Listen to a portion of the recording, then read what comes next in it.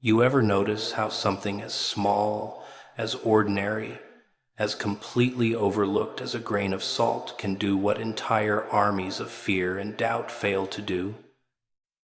It's funny, really. People spend their whole lives searching for some grand weapon, some mystical force, some towering miracle to break the curses they swear are haunting them. But the answer, the answer sits right there on every table, untouched, underestimated, ignored. A tiny crystal that doesn't roar, doesn't glow, doesn't announce its power. Yet it walks into darkness and doesn't flinch. It touches what is rotten and makes it clean. It steps into corruption and refuses to be corrupted. It takes what is decaying and stops it cold. Salt's quiet power proves strength doesn't need noise. Funny, isn't it?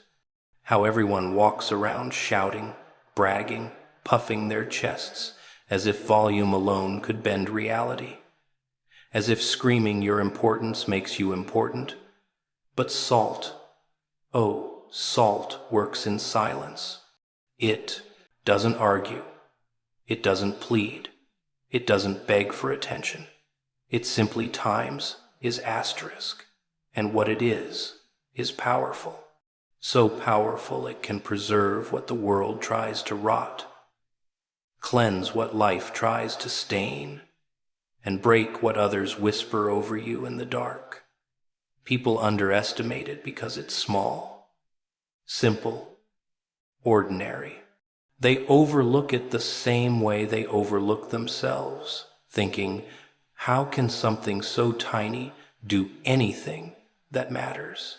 And that's the first curse it breaks, this belief that only the loud, the big, the flashy deserve to be taken seriously. But the real strength, the kind that rewrites your life, it moves quietly. Picture this: a room full of noise, chaos, people talking over each other, fighting to be seen. And right there in the middle sits a single grain of salt. It doesn't move, yet everything depends on it. Without it, food spoils. Without it, flavor dies. Without it, nourishment becomes something you push away. Doesn't that sound familiar? You've been treating your presence the same way. You think you need to shake the earth to matter. You think you need to prove yourself to people who wouldn't taste the difference between truth and a lie if both were poured into their hands. But the moment you understand your quiet strength, your stillness, your clarity, you stop dancing for approval. You stop kneeling for acceptance. You stop giving your power away because you finally understand you times were times the power all along. Salt does what it does because it knows exactly what it is. It doesn't try to be sugar. It doesn't pretend to be spice. It stays true, consistent, unchanging. And that's why curses break around it. See, curses cling to confusion. They thrive where identity is lost. They wrap themselves around people who don't know who they are anymore. But salt, it's too pure for that, too certain, too focused. And the moment you start living the same way, knowing your worth without needing applause, knowing your purpose without needing permission, everything that tried to cling to you slips off. Every whisper meant to harm you loses its grip. Every shadow that followed you starts choking on its own weakness because you finally realized you don't need to shout to be strong. There's something deliciously unsettling about quiet strength. People don't expect it. They can't measure it. They can't control it. Noise is predictable. Silence, that's dangerous. Silence makes people lean in. Silence makes them wonder. Silence makes them nervous. And when you finally understand the weight of being steady, calm, unmoved, like salt, resting exactly where it belongs, everyone who misjudged you starts sensing something they can't name, something shifting, something breaking. And maybe that's the real trick. The world taught you to believe you needed to be loud to be free. But the truth is, that noise is often a mask worn by those terrified of being seen as they are. Salt doesn't need to hide behind sound. It works in the unseen corners, slipping into wounds and healing them, slipping onto food and transforming it, slipping into places curses once lived and pushing them out as easily as a flame burns paper. You don't need noise. You don't need spectacle. You don't need anyone clapping while you rise. You just need to understand your own quiet power, the kind that breaks what was meant to break you, the kind that purifies what tried to poison you, the kind that sits patiently until the moment it's needed and then changes everything. With the smallest touch, purity destroys curses. The moment consistency becomes a habit. Ah, that's the part nobody likes to hear. Everyone wants miracles, lightning bolts, instant rescue. They love the idea of something swooping down and snapping every chain in one dramatic moment. But purity, real purity, it doesn't come from spectacle. It comes from repetition, from doing the same small, right thing over and over until the wrong things lose their power. You know, the world fears someone who stays consistent, someone who wakes up every day and chooses clarity when chaos is easier, integrity when shortcuts look tempting, discipline when distraction whispers sweet little lies. Curses cling to inconsistency. They feed off your back and forth decisions, your almost changes, your half promises to yourself. But the moment you decide, truly decide to stay steady, they starve. People don't realize how consistency changes the texture of their life. At first, it feels boring, almost too simple, like adding a pinch of salt to something bland and not tasting much difference. But keep adding it day after day, choice after choice, and suddenly everything shifts. Suddenly you're not reacting to the world's madness, you're shaping your own. That's what purity really is. Not perfection, but direction. A focused, unwavering direction that nothing contaminated can cling to. Because curses, they're like mold. They don't survive where someone keeps cleaning, keeps clearing, keeps choosing to stay aligned with who they want to become. And the funny part? People think curses are loud. They imagine them as big, dark, dramatic forces swirling around their lives. But the truth is far quieter. Curses are subtle. They slip into bad habits, into self-doubt, into the lies you repeat to yourself when no one is listening. They settle into your routines and pretend to be part of you. They whisper, "This is just who you are. This is just how life goes." But when you start practicing purity, when you start refusing to entertain what drains you, refusing to repeat what wounds you, refusing to become what hurts you, you break their illusion. And illusions hate being exposed. Consistency is dangerous to anything trying to control you. It makes you predictable in all the right ways. Predictable to yourself. You stop being surprised by your own collapse. You stop sabotaging your own steps. You stop letting your emotions drag you around like some puppet on a broken string. And little by little, the things that once weighed you down begin to fall off. Not because someone snapped their fingers, but because you stopped feeding them. You stopped giving them a home. You stopped giving them a reason to stay. Imagine a person who cleans their space every day, just a little. A corner here, a shelf there. Nothing dramatic, nothing Instagram-worthy. But over time, their entire environment becomes unrecognizable, fresh, calm, in order. Now imagine someone doing the same inside themselves, clearing one thought, one habit, one reaction, one excuse, every single day. Do you understand what kind of power that creates? Do you see how curses don't stand a chance against someone like that? They rely on chaos. They survive in clutter. They thrive in inconsistency. But purity, steady, simple purity, turns their playground into a barren wasteland. People fear discipline because it looks strict, but what they should really fear is the version of themselves that appears when they refuse discipline. The version that's lost, directionless, easy to break. Consistency may demand effort, but inconsistency demands your entire life. And most people will give it willingly, never realizing they're handing themselves over piece by piece. But you're beginning to see the pattern. You're starting to understand that every time you choose clarity over confusion, every time you choose intentional action over impulse, every time you choose purity over the easy path, something dark inside you cracks a little more. Something ancient and heavy begins to crumble. Because the moment consistency enters your life like a quiet rhythm, curses lose the grip they once bragged about having. They're not as strong as they pretend. They were only strong because you kept letting them stay.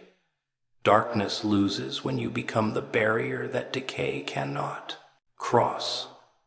Now that's an image people don't like to picture. They prefer to think of darkness as something unbeatable, something massive, something bigger than them.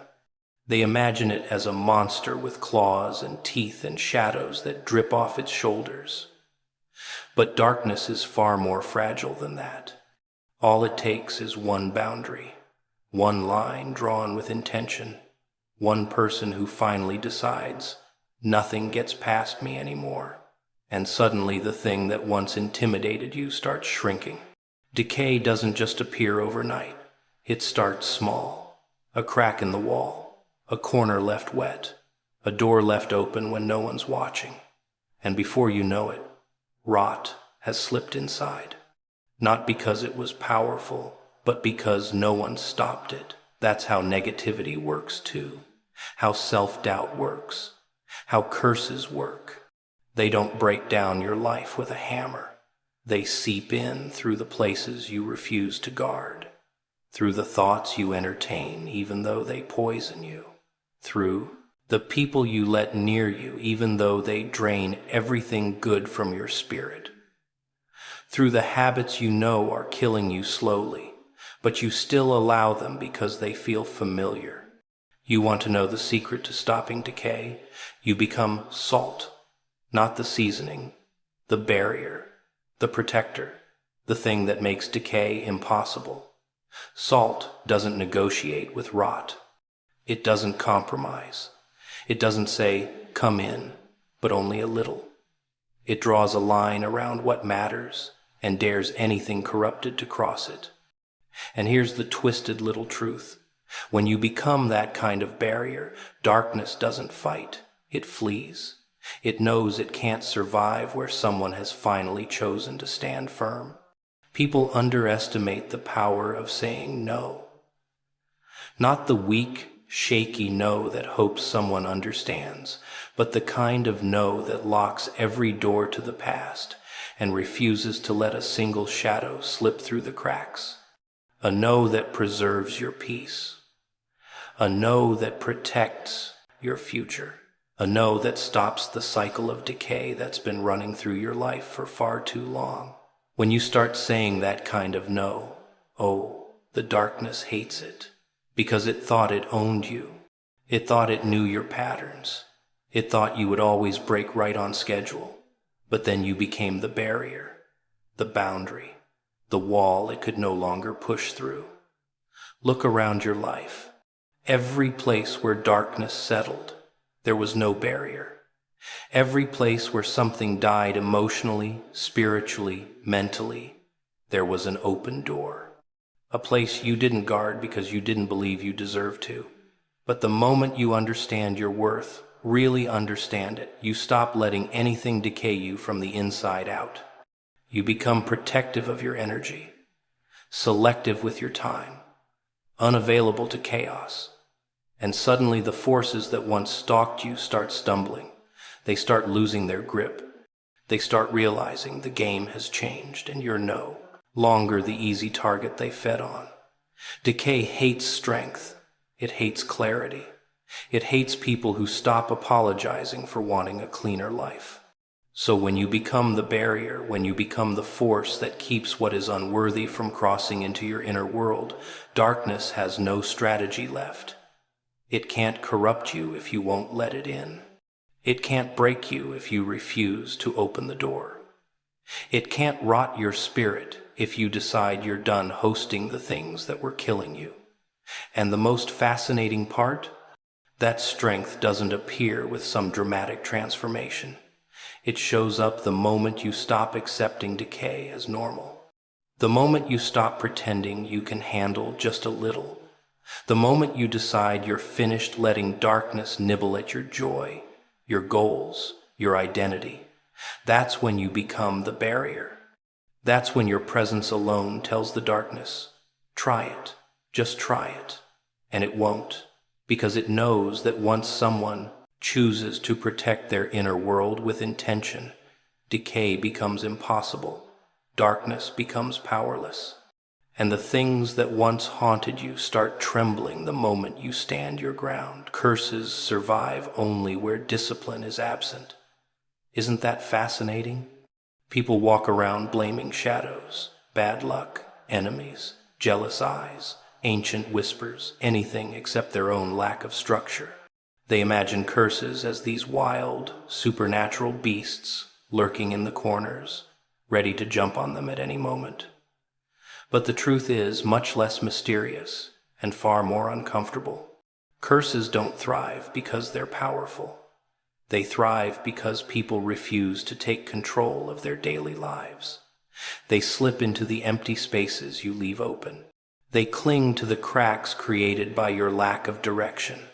They feed off every moment you say, I'll fix it tomorrow, knowing you won't.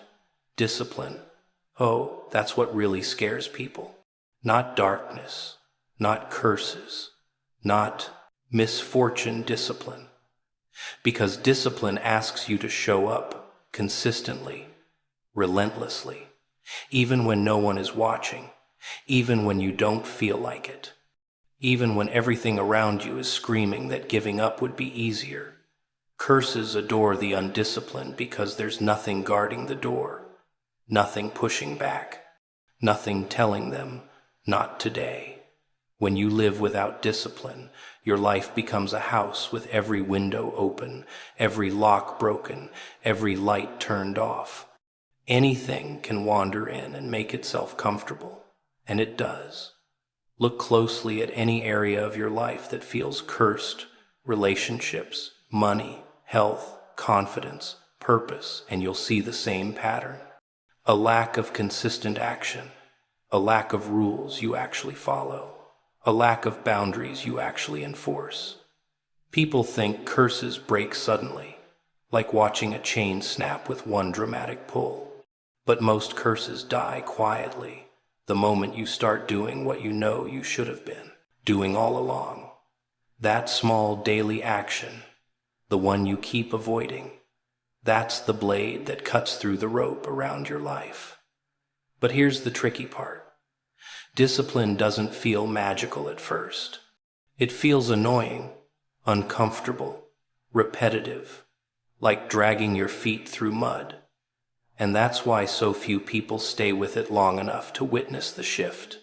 Meanwhile, the curses you fear, they rely on this. They rely on you quitting right before the breakthrough. They rely on you hitting snooze, skipping the work, delaying the healing, avoiding the truth. They rely on you thinking that effort is optional when it's the only thing that changes anything. Imagine someone sweeping their floor every day. Just 10 minutes. Nothing dramatic, nothing impressive. Over time, their home stays clean. Dust never gets the chance to settle. Now imagine someone who never sweeps, never tidies, never organizes, and then complains that the mess is overwhelming. That's how discipline works with your life. Those tiny, boring steps keep everything dark from building up. They stop curses from finding places to stick. Without discipline, everything piles up: resentment, regret, fear, confusion, wasted potential, and suddenly it feels like you're drowning, and you call that a curse, when really it was neglect. People romanticize chaos because they're afraid of structure.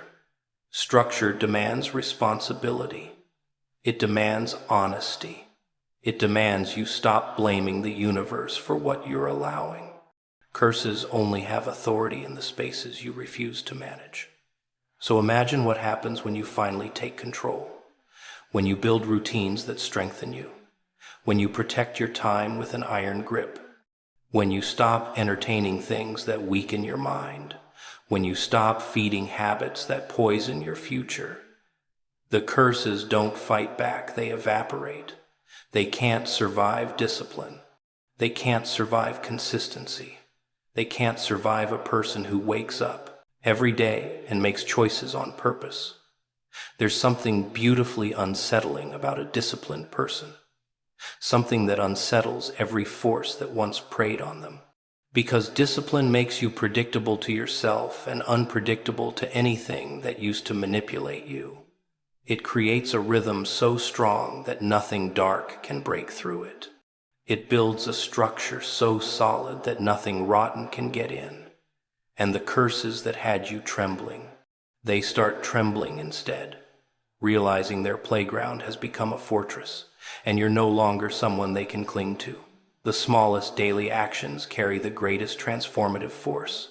Oh, but people hate hearing that. They want fireworks, revolutions, grand gestures that shake the sky. They want something dramatic enough to blame or worship. They want a single moment that changes everything so they don't have to change anything themselves. But transformation, real transformation, hides in the tiny choices you think don't matter.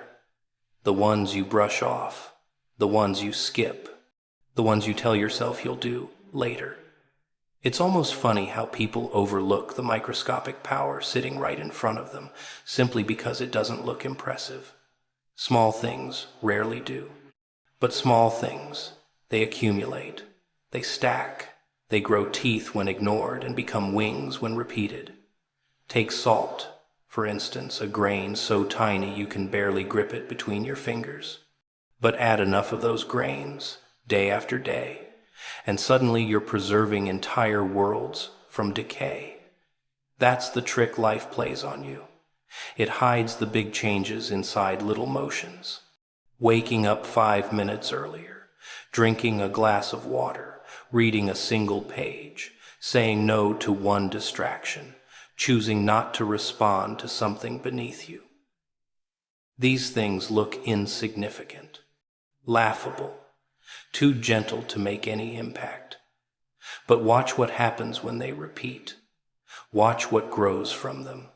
Watch what breaks because of them. People underestimate tiny actions because they don't give immediate rewards. And humans are creatures addicted to immediacy. If it doesn't explode on the first try, they label it useless. But curses, failure, weakness, they don't crumble from a single punch. They erode, slowly. Exactly the same way they built themselves in your life. Tiny habits, tiny compromises, tiny moments you didn't notice until you were buried under them. So why wouldn't the solution work the same way? Small against small, daily against daily, grain against grain. That's how you dismantle the things that once swallowed you whole. You ever notice how weakness grows quietly? How fear creeps in softly? How doubt whispers instead of shouting? That's because subtlety is powerful. And when you start using that same subtle force, intentional tiny actions, you begin reversing the spell cast over your life. You stop feeding what drains you. You start feeding what strengthens you. And the shift begins, not with an explosion, but with a flicker, a tiny spark that most people would ignore. But you're not most people, not anymore. Every curse in your life, every cycle, every repeated downfall, trace it back and you'll find small actions behind it. Skipped tasks, ignored instincts, repeated excuses. You never fell apart in one moment. You fell apart inch by inch. So naturally, you rise the same way, inch by inch. People dream of giant leaps because they don't want to face the truth that their life is built from moments, not milestones. But the ones who understand this, the ones who embrace the small steps, they become unstoppable because they don't rely on motivation. They rely on rhythm, on habits, on consistency that's too subtle for excuses to break. Imagine dripping water onto stone. 1 drop, nothing. 100, still nothing. 1,000, barely noticeable. But keep going, keep dripping, keep applying that tiny pressure day after day. And that stone begins to change shape. Not because the water was strong, but because the water was relentless, small and relentless. That's what the smallest daily actions turn you into a force that can reshape anything, outlast anything, erode anything that once towered over you. Most people want to skip the small steps because they think those steps make them look weak or slow. But here's the twist. The ones who master small daily actions move faster in the long run than the ones who chase big dramatic moments. Because small actions don't depend on mood. They don't depend on circumstance. They don't depend on luck. They become a part of you. They build a version of you that's stable, controlled, impossible to manipulate. And curses hate that. They hate when someone becomes consistent in the tiny things. They hate when someone chooses one simple improvement every day. They hate when someone stops ignoring the small actions that actually change everything. Because once that begins, once that daily rhythm sets in, once you realize how much power hides in what looks insignificant, the curses know they're finished. They know they can't survive your patience, your repetition, your quiet persistence. They crumble the same way they formed, bit by bit. Becoming salt means becoming untouchable by what once controlled you. And isn't that the part that scares people the most? Not the darkness itself, not the curses, not the whispers hiding in the corners, no. What truly terrifies them is the idea of becoming someone nothing can cling to anymore. Someone who cannot be manipulated by the same old triggers. Someone who cannot be dragged back into old patterns. Someone who no longer reacts the way the world expects. Because once you become that, their grip is gone. Their power dissolves. Their influence crumbles. And they hate that. Salt is a strange little thing. When it enters something, everything changes.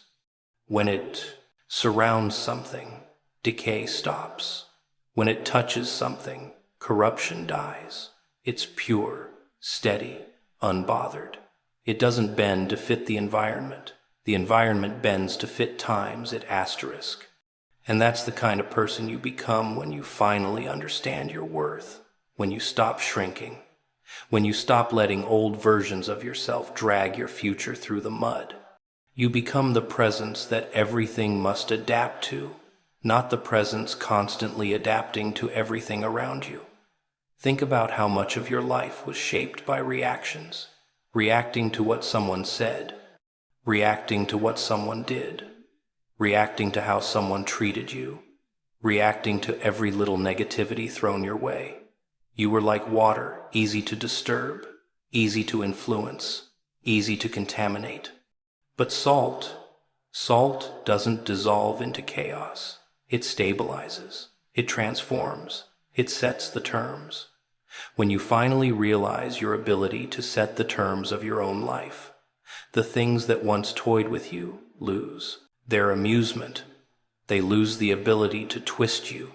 They lose the ability to keep you small. People often think being untouchable means being cold, distant, emotionless. But that's not it at all. It's not about becoming hard, it's about becoming whole.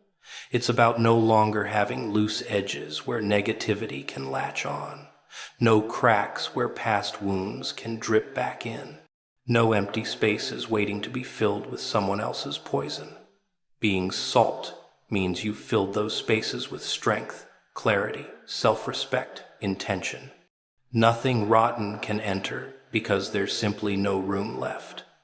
You know what makes salt powerful? It doesn't try to please. It doesn't try to fit in. It doesn't water itself down so others feel comfortable. It exists confidently in its purpose. When you do the same, you become unshakable. The insults don't hit the same. The setbacks don't break you the same. The disappointments don't linger the same. You stop absorbing pain and start rejecting it like a body rejecting a foreign object.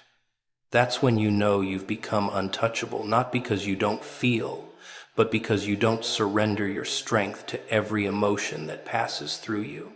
And oh, the curses that once fed on your weaknesses, they start choking, they start slipping, they start realizing they can't survive in someone who has become this grounded, this intentional, this purified.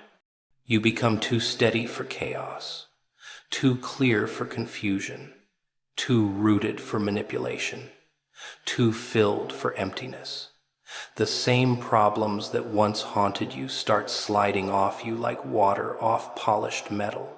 The same temptations that once pulled you in now look pathetic. The same patterns that once owned you crumble because you stopped participating in them. Becoming salt is choosing not to be the victim of your past.